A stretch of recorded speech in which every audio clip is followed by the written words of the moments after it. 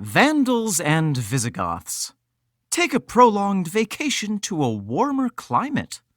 Shock the old folks with your sexy youth culture. And slowly but inexorably change the face of Western civilization forever. Because it is time to talk Tull to me.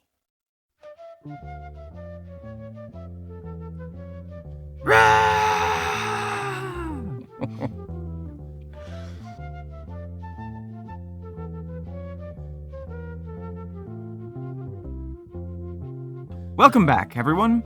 I am Omen Sade. And I am Nick McGill. We are Feckless Momes. And this is Talk Tull to Me.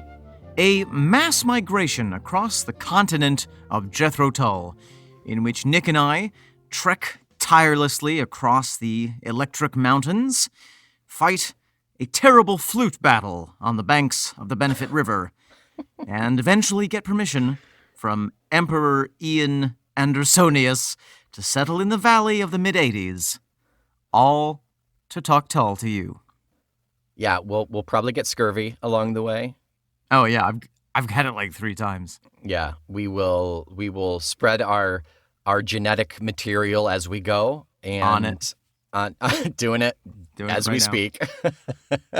And we'll end up making the world a melting pot of delicious Jethro Tull. That's right, a flute fondue. A flute do. Is flute fondue the savory or the sweet? Oh, it's so savory. It's so savory. Yeah. You're thinking of piccolo melt. Oh, yes. A piccolo fountain like I had at my prom.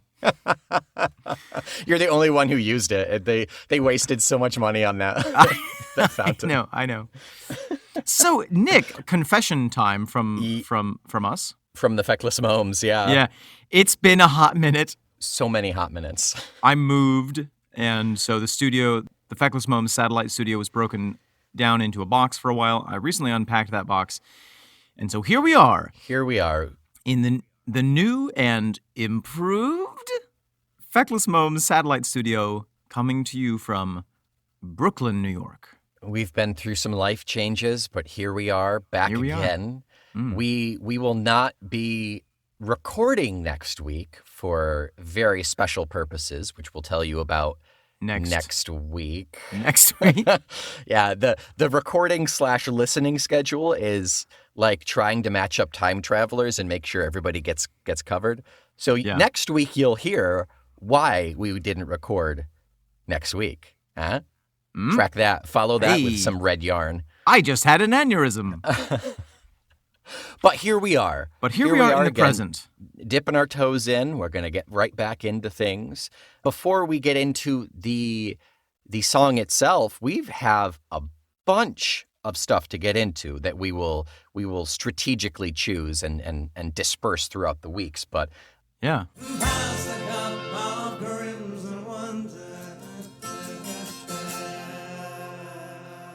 So here we have, for your listening pleasure, a new segment called What Are You Drinking?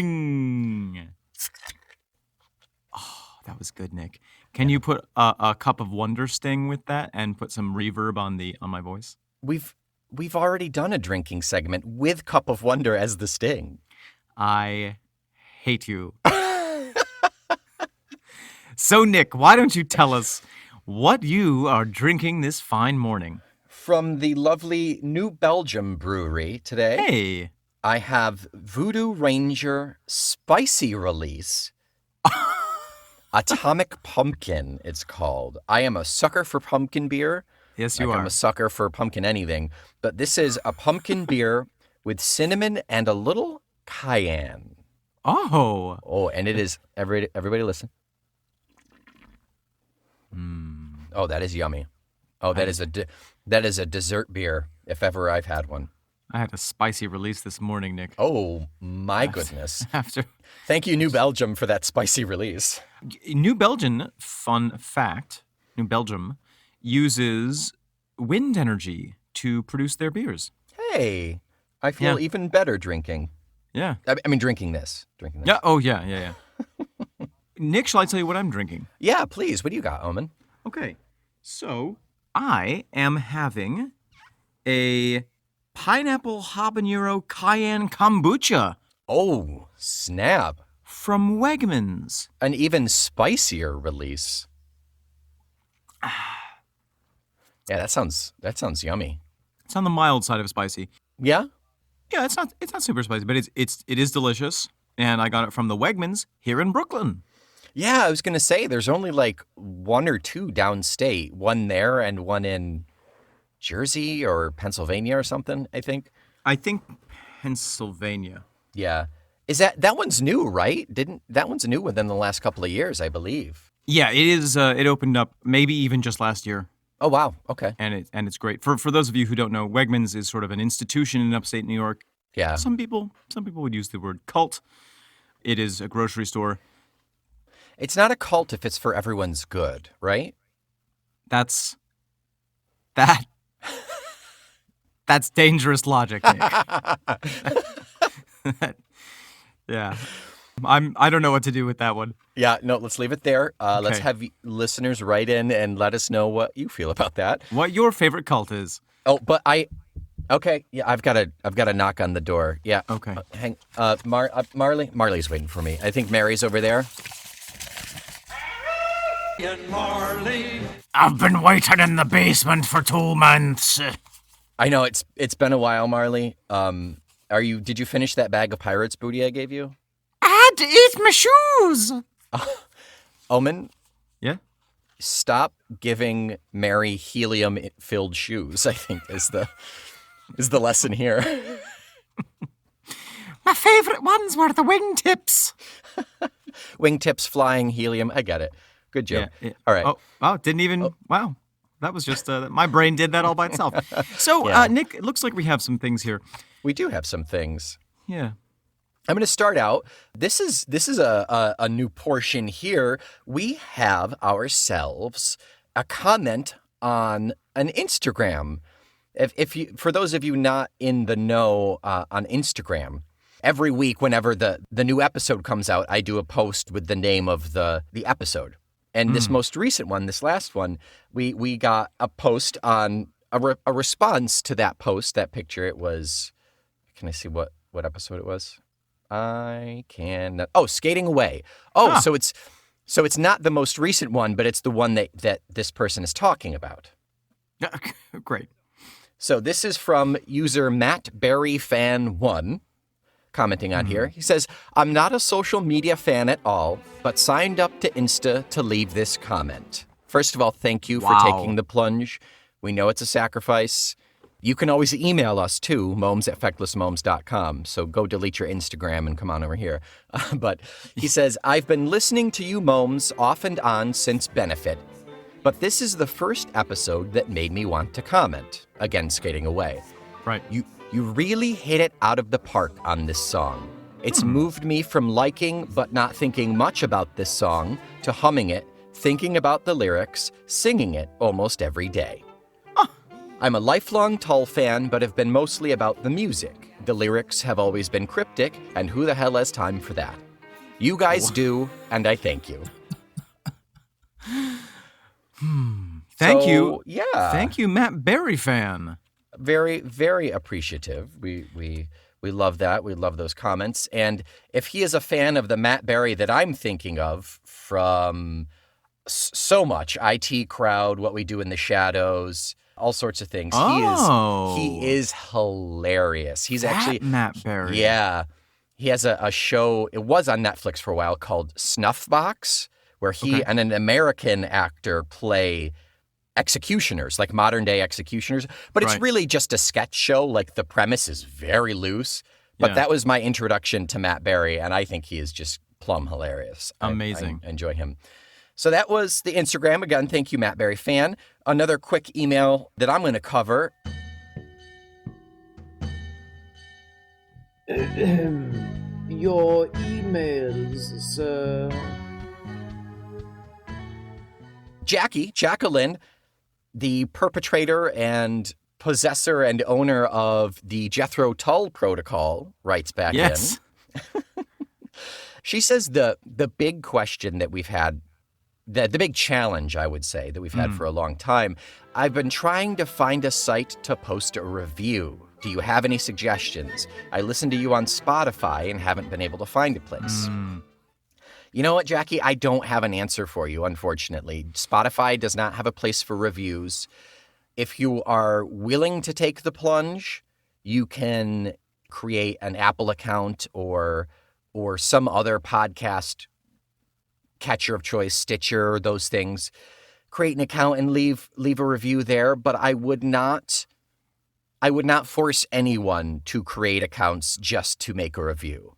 I wouldn't do that to you. The most important thing is that you listen. Thank you, Jacqueline, for your ear time. Yep. And tell your friends. Yeah. If anyone who you know who listens to Tull, let them know, and that's really all we can ask. Yeah. We just appreciate the contact and the listening. Yeah. And she has one more question. Okay. Do you have any idea who the lady is who speaks to Ian when he asking if he wants a cup of tea and War Child? And that one we can't figure out either. Yeah, we thought about that, and we almost did some research about it. Almost. We considered it. Yeah. But that's the extent. That's as far as we got. I think I did a quick Google search, but it's if it's not common knowledge, it's really hard to find info on Tull, particularly online. And Ian won't return my calls, so he won't answer me. I suspect that it was his girlfriend at the time. That's my thought, or someone's girlfriend. Someone's girlfriend. One of the boys had a girlfriend who just happened to be in studio at the time, or some kind of secondary or tertiary relation to the band. That's our best theory. Feel free, anyone with knowledge, to contradict it. And hold on one second, Nick. Oh, yep. Oh, yeah, here we go. Oh, thank you, Marley. How did you get down to Brooklyn? To Brooklyn so fast? I took the express horse. Like a bullet horse then. A bullet horse. I'm double parked. I've got to go. Oh, yeah. You don't want the boots on your horse. That's going to be a pain. No.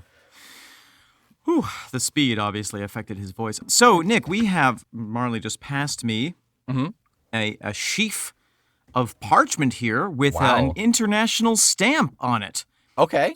Let's see. This is from Mr. Paul Murphy. Paul, also a follower of us on Instagram. Hi, Paul. Yes. His missive reads, "Good morning, chaps. Another fan of Tull here in Blighty." Nick, Blighty definition? Blighty is an affectionate term for England. Very good. For Britain, yep. I'm a bit of a latecomer to your Talk Tull to Me podcast, but I've been playing catch-up with all speed and enjoying your literate, thank you, enthusiastic, erudite, and occasionally absurd take on Tull. I think you serve the music most appropriately. Thank you. Much appreciated. Anyway, I've got a bit more to add to the ongoing saga of those damned souls in Kentish Town. Oh. One of your English listeners suggested that Ian Anderson might have lived in or near Kentish Town. He'd be correct. Awesome. And I believe that was our Anglo correspondent, John. Indeed. Hello, John. Maybe. At this point, it's all a blur, but probably. Most likely. As I happen to know that Ian Anderson in fact lived on a street not far from the main drag of Kentish Town called Burley Road, pronounced Burley, thank you very much, which is then as now a long row of quite imposing Victorian Edwardian townhouses with basements, cellars, and then at least 2 floors and an attic loft. In Ian Anderson's time, many of them would have been run down in need of repair and divided into separate flats or bedsits, making the living space more cramped and difficult to heat. Quite a lonely and inauspicious start for a musical lad fresh down from Blackpool. The train stopping at Preston for a change to the main line to London, hence cheap day return. Oh, this is a positive super soaker of knowledge, Nick. It's a full recovery here of everything that we've ever had questions about. Indeed. Burley Road is more gentrified these days, as much of North London has become, although anyone walking the length of Kentish Town High Road can tell you that it's occasionally insalubrious. Oh, and there's a primary school on Burley Road, too. I'm guessing now, but might it be too much of a leap to imagine it was against these railings that Aqualung caught the attentions of cross-eyed Mary? Mind you, there are many schools in that area that fit the description, including at least 2 in Kentish Town and 1 in Highgate itself, less than half a mile away from Burley Road. In fact, many of the references to London in early Tull, Hampstead Fair, etc., are within a 20-minute walk of Ian Anderson's then home in Kentish Town. Yeah. Once he leaves Kentish Town for the slightly more salubrious, but only just, chimes of Baker Street. just a titch more salubrious. Yeah, a little bit more salub in that area. So the place names and London references reflect that area. But we'll come to that later. Hope this helps. Keep doing what you're doing, fellas. Paul Murphy. Awesome. P.S. Oh, we got a postscript here. Here we go. It just came by owl. How do I know it's Burley Road? I think there's a reproduction of an ancient Tull contract in one of the many Tull books available, and you can just about make it out in Ian Anderson's busy cursive script. I'll try to cite the source when I find out more. Very cool. Well, thank you so much, Paul. Thank you for all of your salubritations. Awesome. As usual, our listeners are much more well-informed than we are, and we appreciate that. We are just the forum for your voices. That is actually true. So, Nick, this has been a long intro. It has. If you're still with us, take a break. Go get a cup of tea. Thank you for your patience. Yep. Go grab an atomic pumpkin from New Belgium, or have a spicy release. Yep. So, Omen, this week I think it's time we dive in. That, like we said, that was a long one. What are we listening to this week? Nick, this week we have the pleasure of continuing to listen to the bonus tracks, the infinite number of bonus tracks on War Child. This is the song Saturation. Omen, did you listen to Saturation? Did you listen to this song before we started recording? I did. I'd also heard it before. I know. I have too, but I did not listen to it because I wanted to go into it fresh because I cannot remember what this song sounds like. Looking at the lyrics, I does not ring a bell. Yeah. I thought it was a different song until I listened to it, and then I was like, oh, it's this song. Which song did you think it was? I think I thought it was maybe a combination of Glory Road and something else. Yeah, that's Glory. The tune to Glory Road keeps popping into my mind.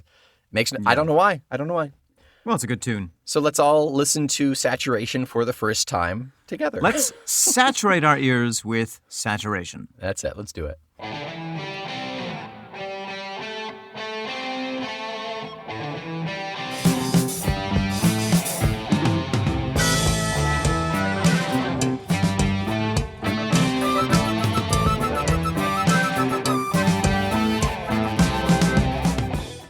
So, Nick, there we have it. Yeah. I mean, it's there. It's done. We listened to it. It was a song. We listened to it. It was a song. Jethro Tull played it. Mm-hmm. We're going to talk about it. We are going to talk about it because that's what we do, Nick. We are obligated. We are contractually obligated, whether we like it or not. We signed the papers. I didn't sign any paper. I guess you can leave anytime you want. All right. Well, Nick, have a good rest of the episode, and I'll see you next weekend. All right. This would be a very bad episode of me just talking about Saturation. So, well, let's do the thing that we usually do. Let's start with the music. Okay. This I'll start. This intro is one of the more promising intros on this album. Okay. Define promising here. When the guitar and the organ and the bass and the drums, when they all kick in and then the flute comes on over top, it's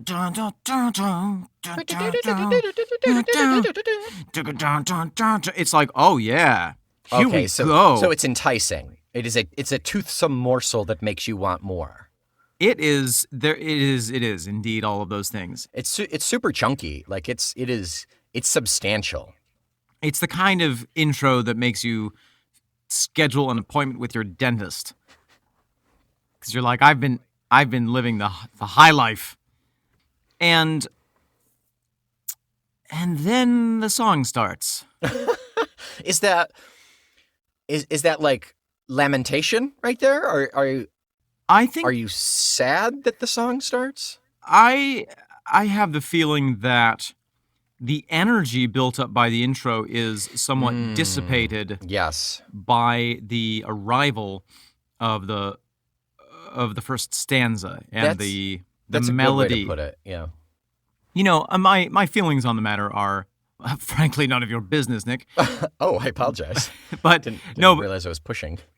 No, it's not that it makes me sad. It's just that, you know, I get excited by the intro, and I'm like, oh, it's gonna be like Glory Road, or it's gonna be like Paradise Steakhouse. It's Glory Row. Yeah, Glory Road.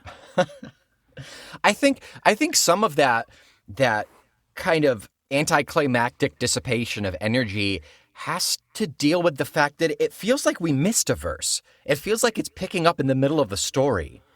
I think that's a very apt observation. I feel like there's a verse missing from the beginning, and I feel like there's one missing from the end as well. Sound-wise and content-wise in terms of the lyrics.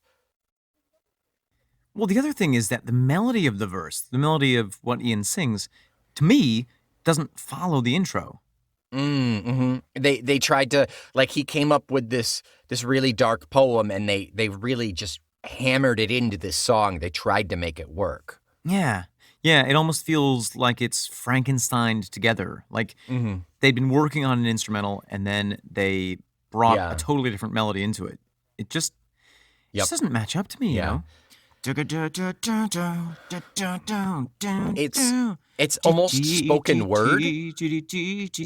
Yeah, that's a great way of thinking of it. Actually, it's a little beat poetry here, and I think let us not forget this is on the War Child album, which means this could very well have been a portion of the movie. Right? It could make sense there, possibly. I think you're giving it a lot of credit, but why not? I think also, you know, it could have to do. It could be made of rescued fragments from the Chateau Disaster. Yeah. Despite the verses and the instrumentation not matching up, I do really dig the sound of the chorus being sung. I think that's the one part where it gels. Do do do do do do do do do. Yeah. That's really cool. I agree. I think it comes back in, but by that point, my vibe has been a little diminished. Yeah, I get that. The instrumentation all throughout is very good, though. It's great. That chonky guitar, the bass is formidable in this.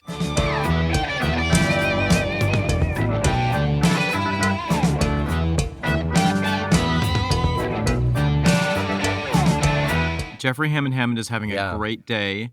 Yep. Some really good drums coming from Barrymore.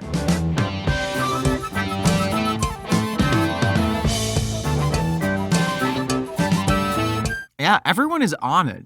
John Evan is doing a really interesting thing where sometimes he's sort of disguising himself alongside the guitar, and then sometimes you hear, I think maybe he uses a different pedal on the organ, and so you get that a little bit more of, I don't know how to describe, the more the organy sound that I associate with like Heavy Horses almost.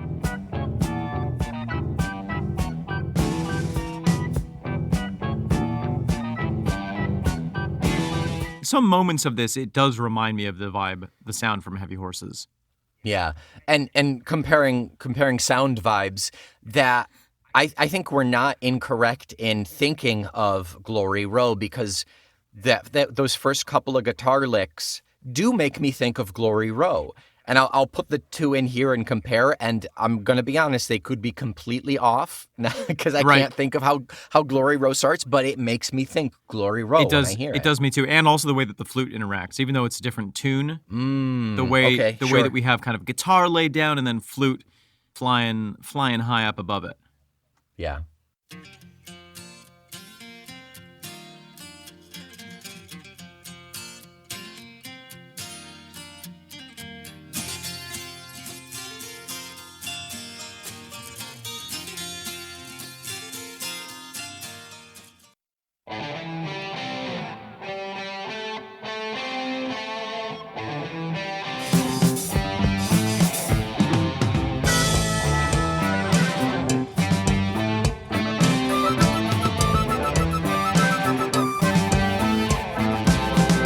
So that I mean, it is a relatively quick song too.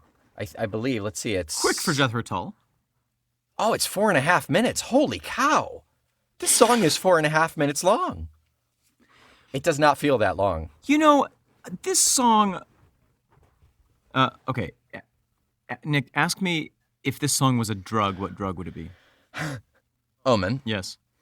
If this song were, I don't know, let's say a drug. Ooh, which drug would it be? like a recreational drug. I mean, I suppose so. Yeah. I don't think it would be like Flonase. I mean, it could be. Like, I'm not ruling out prescriptions. Right. It's ibuprofen. No, I'm gonna go with ketamine because and I don't want all of our listeners to know that I do not condone the taking of illegal drugs. Also, I've never taken ketamine. What is ketamine? I know I've heard it before, but It's a horse tranquilizer. Actually, it's okay. It's made for tranquilizing large animals. My mom used it to tranquilize beavers in one of her studies. Wow, isn't that excessive? They're not that large of a mammal. I think they're larger than you think, Nick. I've never seen a beaver, so you're right. I don't know. They could be huge. They're the size of a Volkswagen Beetle. Volkswagen beaver. But what it does in humans, at least, is it produces a profound dissociative effect.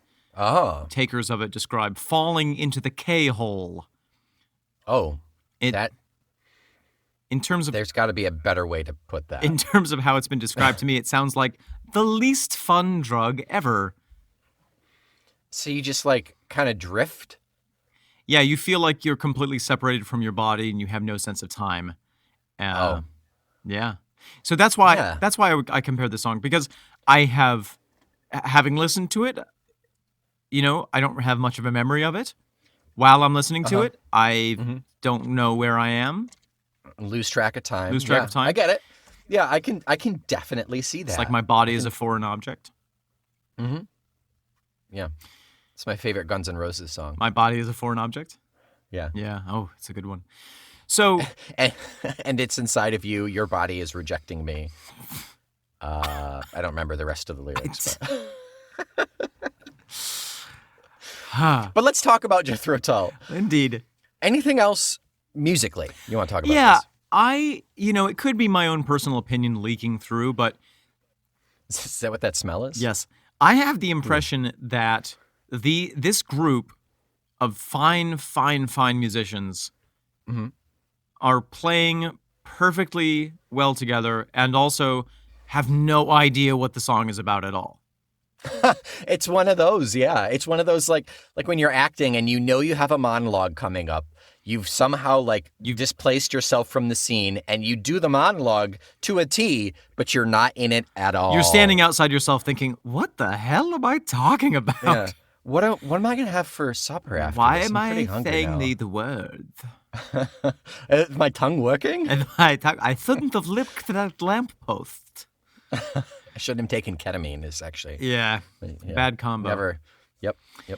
So I think that's all I have musically, Nick. It's in 4/4 time, shockingly. Okay. Sure.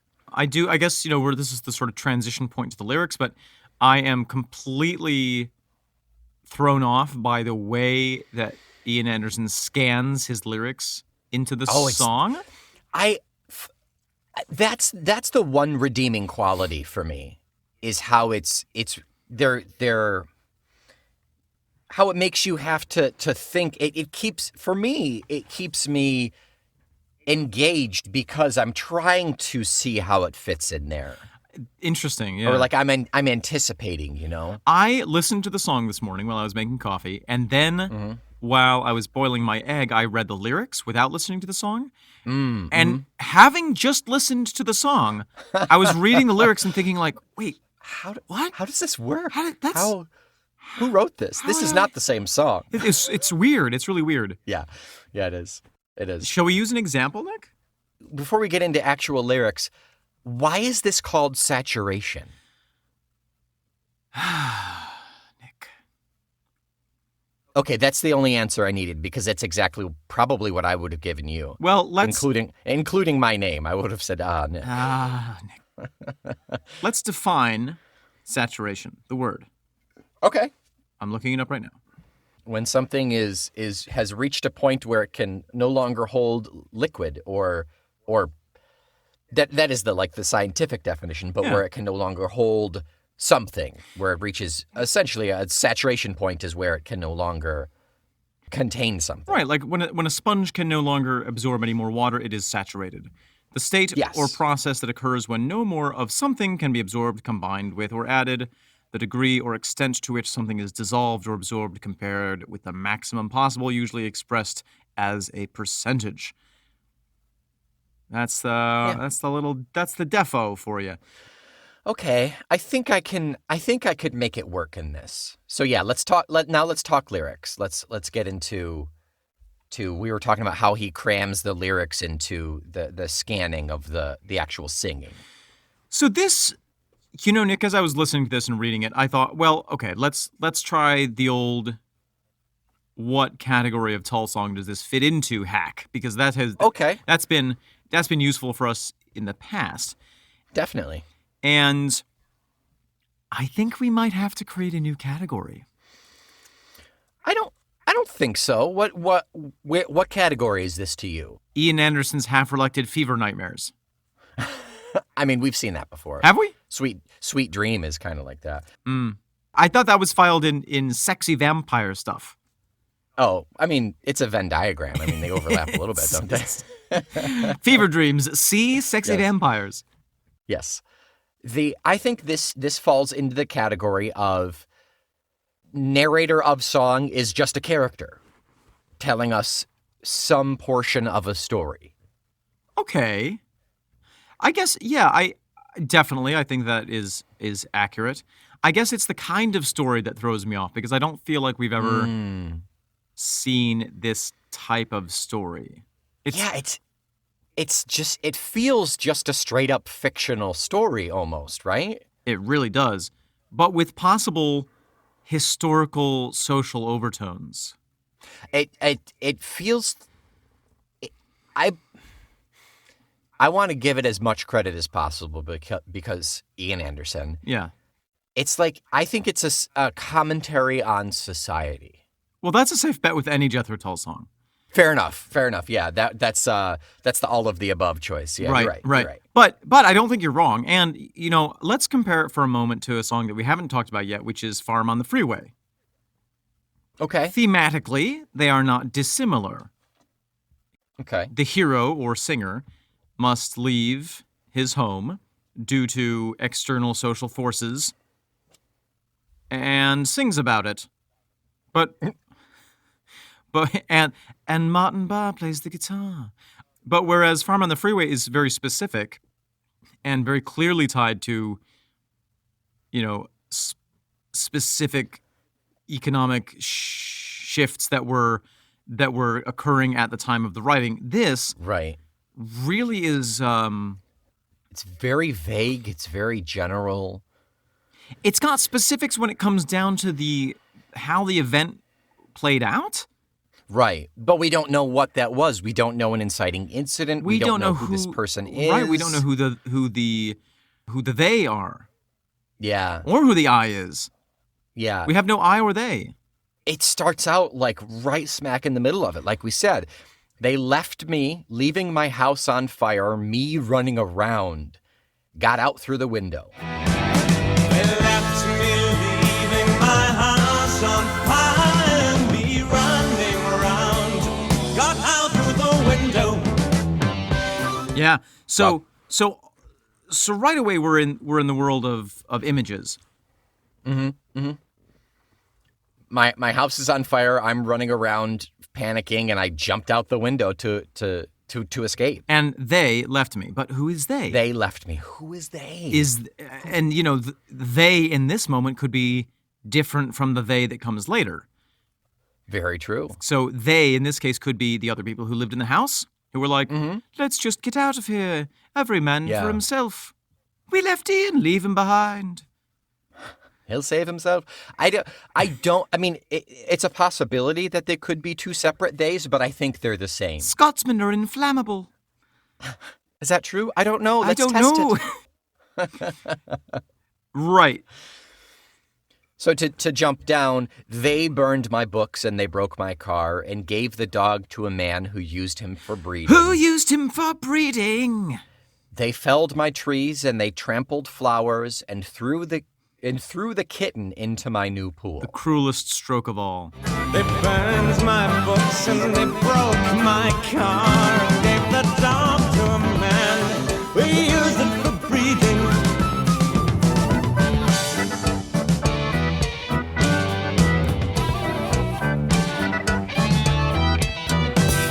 They felled my trees and they trampled flowers and threw the kitten into my new pool.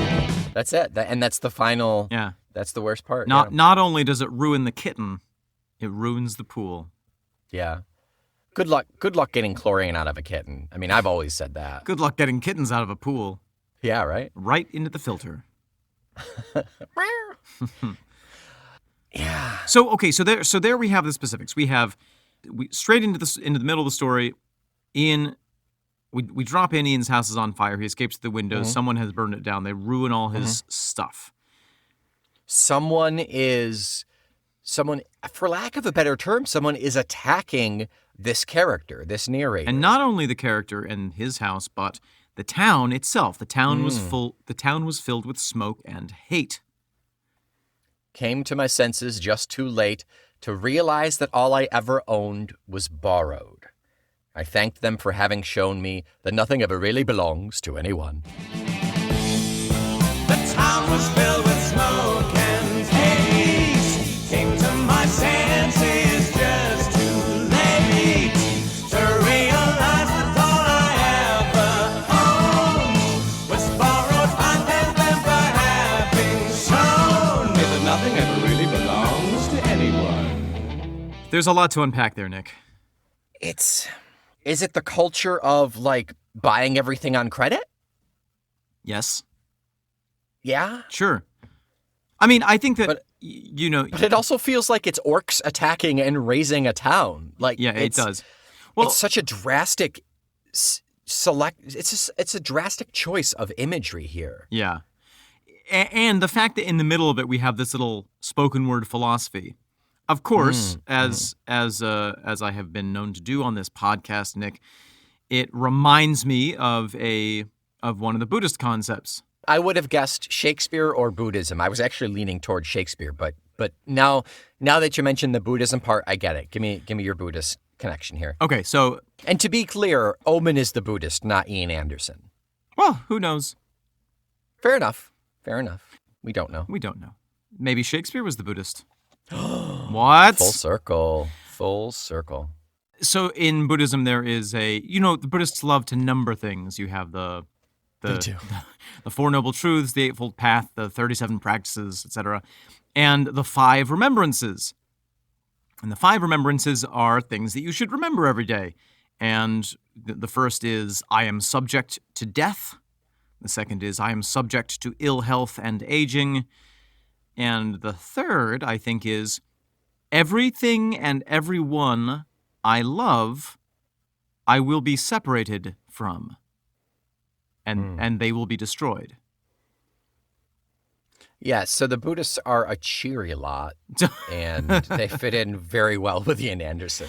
But there's this little parable or koan that I've heard before, which is that some Buddhist layman gets a new cup, and it's this wonderful new teacup, and he's like, oh my God, this is just the best frickin' teacup ever. Look at it. Look how delicate it is.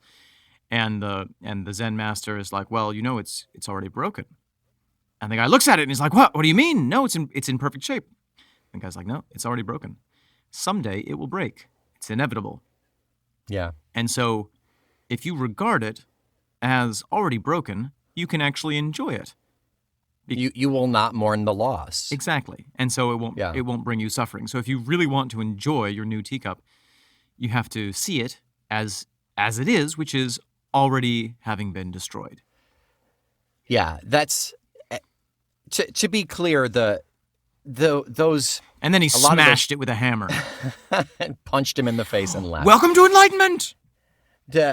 A lot of those to your standard person, a lot of those Buddhist tenets sound depressing, but they're down to earth, they're realistic, and it's really to prepare you for the inevitability of life. And ultimately to find the freedom in those truths. If you can accept that there is suffering, in a way there will be no suffering. Yeah. It will help you to separate. Just fall into the K-hole and you can separate yourself. Yeah, just fall into the B-hole. Oh!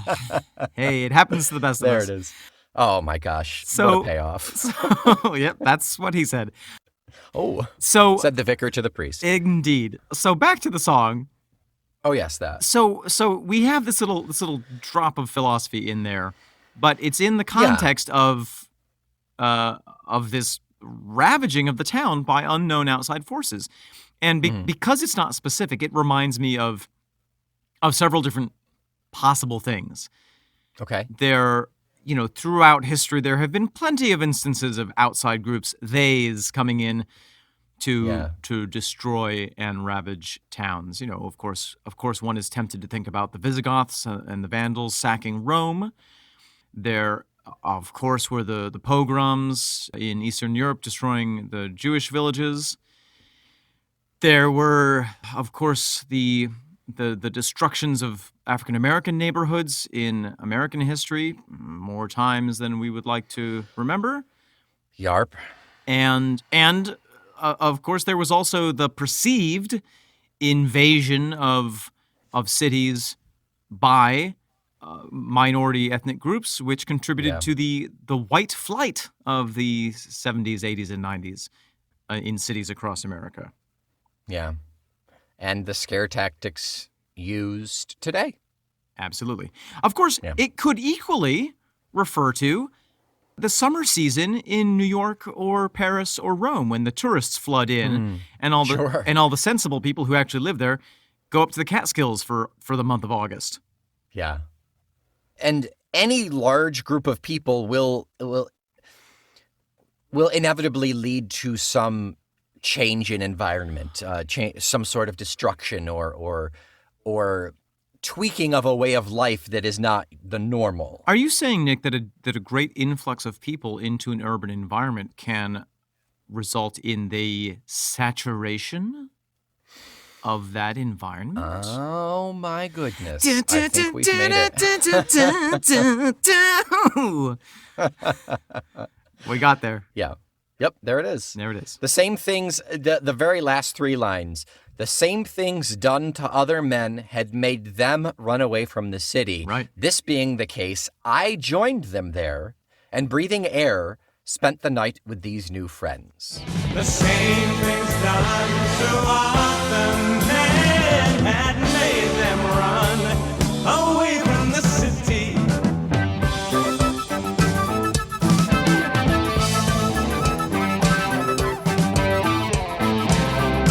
This being the case, I joined them there, and breathing air, spend the night with these new friends. That's what makes me think of, getting out of town to go to the Catskills for the month. Kinda, yeah. Or the Alps, or wherever the accessible, the Hamptons, wherever the accessible regions are based on your location and socioeconomics. Not a word, but I like it. Yeah. So it. I have a feeling it's not a 1975 version of The Caravan. But Also, I don't know if it's not like Ian had a vacation home at this point either. I mean, maybe he did. They were pretty successful at this point.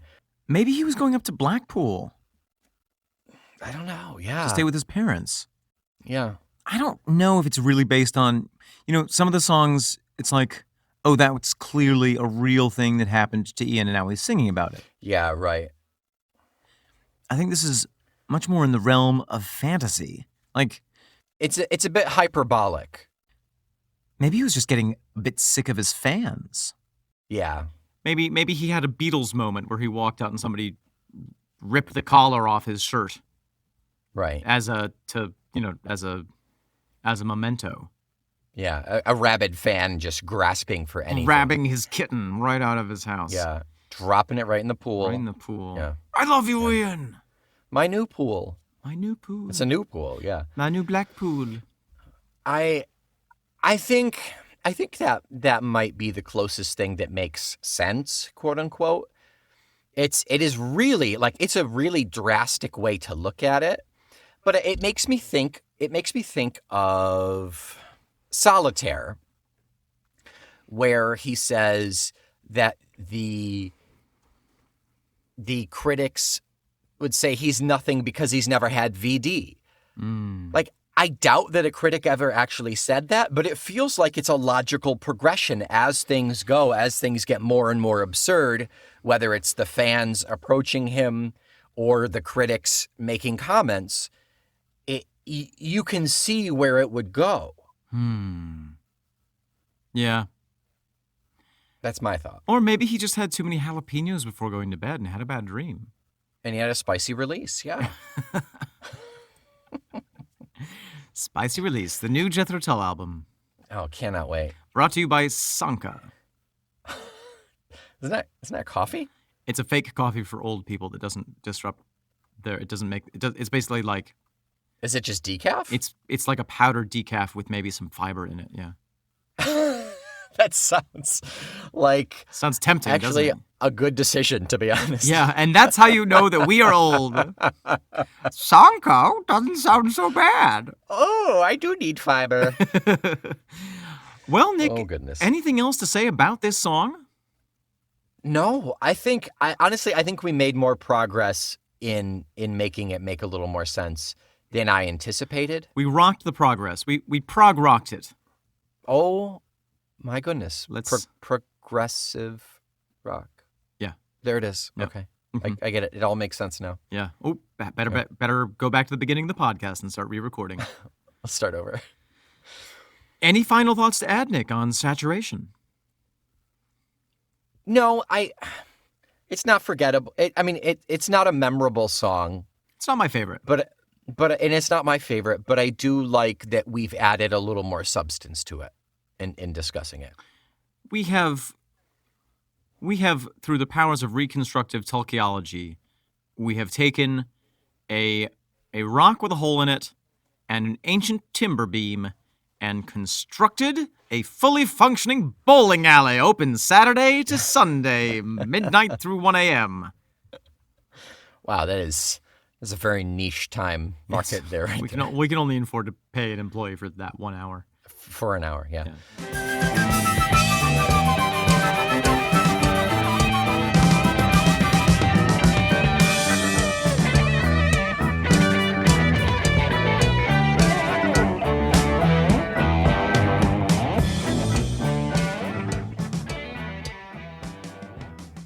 So until next week, I can assure you our reviews have not reached a saturation point. We can handle more stars. Like the Visigoths of old, we want you to invade iTunes and Aggressively give us 5 stars.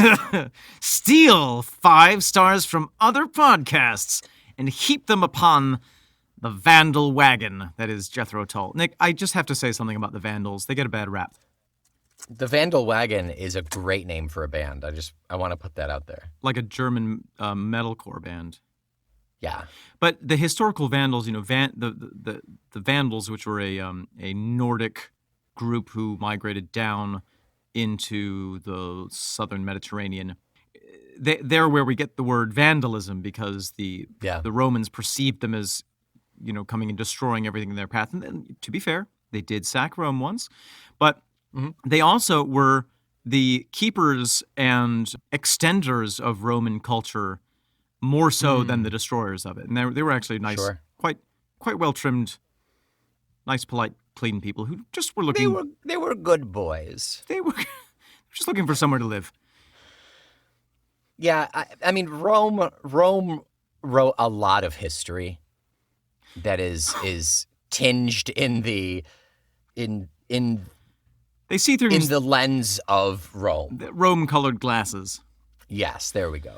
I'm watching Rome, the series from HBO. Okay. I've watched it a handful of times, and I just love it. It's really good. That's great. If you have HBO, look it up.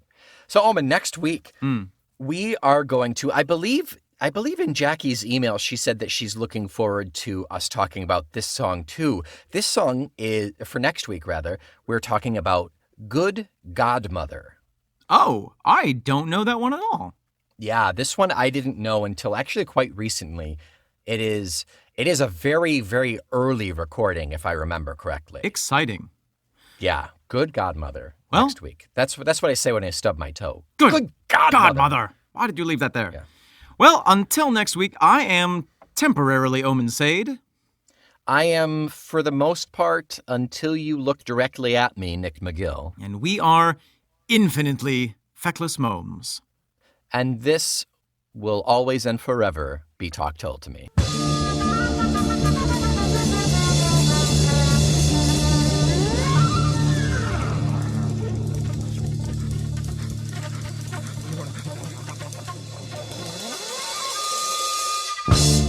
Dai, Maria, do you want the margarita pizza tonight? It's a beautiful night in Rome. Yes? Oh, just give me a second, Maria. I got to get the door. Start the wine without me. Buongiorno. Who is it? Guten Tag. Oh. I'm here to do the sacking. Okay. Hey, Maria, did you order a sacking? No, I didn't. Maybe it was a Giovanni. Okay. What? Tell me your name, sir. Hans. Oh, Hans. Oh, Hans. I'm a vandal. I'm here to do the sacking of the city. oh, okay. Let me just check. Giovanni. I see. Giovanni, did you order a vandalization? No, maybe. No, it's for next Tuesday. Oh, hey, I'm sorry, man. Listen, I think you're little early. Can you come back next Tuesday? Well, we don't have a place to stay. Okay. Okay, I tell you what, you come in. Yes, all of you, come in. We're just about to have a dinner. And Maria, set 13,000 more plates out for the put another, make a more dough for the pizza. Okay, you can stay here until Tuesday. Danke. But you're gonna have to stay downstairs and yeah, it's okay. Yeah, we will be quiet. Okay, listen, if you want to sack the backyard, you can sack the backyard if you want to, eh? Oh, we will get started. Okay. Oh, and also, it's very important while you're here in Roma, under the Tuscan sun. Rome is not in Tuscany. I don't know what I'm saying. It's very important to remember that Talk told to me is a proud member of the Feckless Moms Radio Audio Network. Yeah. It's the worst. I'm stopping. That's the worst one we've ever done.